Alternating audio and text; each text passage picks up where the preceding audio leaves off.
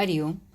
लाओत्सेचा ताओबोध योगदास श्री जयगणेश जोशी यांचे प्रवचन. अहंकार शून्यातून पूर्णत्वात. अध्यात्म सांगते की वैश्विक रहस्य भेद करायचा असेल तर त्या रहस्यातच विलीन व्हावे हे उत्तम.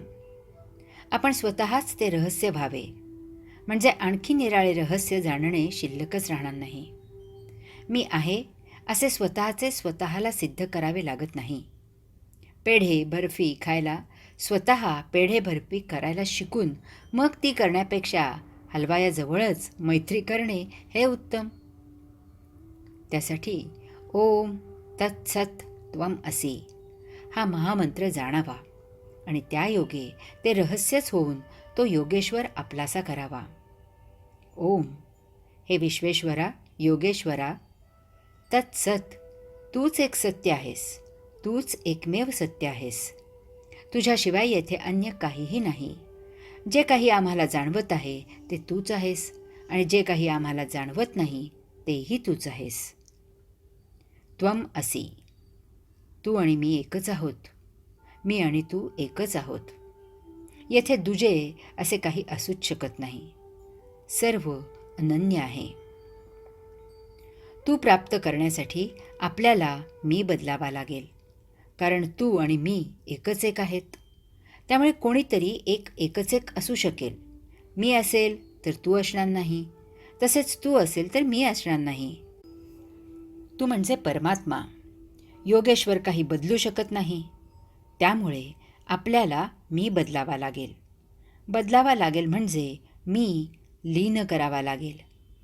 त्या तूमध्ये विलीन करावा लागेल, विरघळावा लागेल.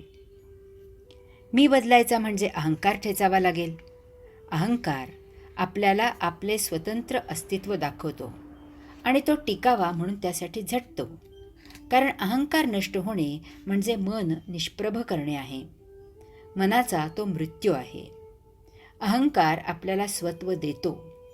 स्वत्व असेल तर आपण तूच एकमेव आहेस असे म्हणू शकत नाही. त्यासाठी तर संपूर्ण शरणागती असावी लागते. कारण जितका मी अहंकार शिल्लक असेल तितका योगेश्वर आपल्यापासून दूर असेल. मी शिल्लक असेल आणि आपण जर म्हटले की मी परमात्मा जाणला तर तो मिथ्या भास असेल. कारण मी असे म्हटले की परमात्म्यापासून दुरावा आला. दुजे अस्तित्व मान्य केले गेले. जोपर्यंत मी अहंकार शिल्लक आहे तोपर्यंत परमात्मा अनोळखीच राहणार आहे. रहस्य भेद होणे शक्य नाही. इकडे मी अहंकार गळला की तिकडे परमात्मा उदित झाला. मी अहंकार हरवला की रहस्याचे गुपित हाती लागलेच. या नामकरणातून त्या अनामात प्रवेश करावा आणि त्या रहस्यात सामील व्हावे. मग फुलाच्या सुगंधाचे रहस्य शोधायला त्या फुलाच्या देठाची, त्याच्या पाकळ्यांची आणि त्याच्या मंजिऱ्यांची चिरफाड करायला नको. एवढे करून तो सुगंध काही हाती लागत नाही तो नाहीच. त्यापेक्षा आपणच तो सुगंध व्हावे. त्यासाठी मी अहंकार जोपासून आपण आपले जे स्वतंत्र अस्तित्व टिकवून ठेवले आहे ते संपवावे. हा अहंकारच भिन्नतेला कारणीभूत आहे. तो नष्ट करून परमपदाला प्राप्त करावे. घनदाट रहस्य. आपण जगाच्या, विश्वाच्या, ब्रह्मांडाच्या परिघावर उभे आहोत. विश्वेश्वर ती परमशक्ती केंद्रापाशी आहे.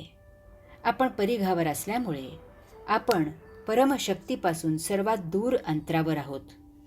समजा की आपण परिघावरून केंद्राकडे यात्रा सुरू केली तर आपल्यातील आणि केंद्रातील अंतर हळूहळू कमी कमी होत जाईल. याचवेळी अजून एक गोष्ट होईल की आपण संकोचित होत जाऊ. कारण परिघ खूप लांब लचक होता. परंतु जसजशी आपली यात्रा केंद्राकडे होत जाईल तसतसे आपण आणि केंद्र यामधील त्रिज्याही कमी होत जाईल. त्यामुळे आपण यात्रा केलेला परिघही संकोचित होईल, कमी होईल. केंद्रापासूनचे अंतर आणि त्रिज्या यांचा संकोच होऊ लागल्यामुळे आपल्या अस्तित्वाचे क्षेत्रफळही कमी होईल. यालाच लाओत्से रहस्य घनदाट होत जाते असे म्हणत आहे. आपण जसजसे केंद्राजवळ जाऊ लागतो तसतसे रहस्य घनदाट होत जाते. आपल्या परिचयाचे होत जाते. आपल्यावर त्याची विशेष कृपा होत जाते.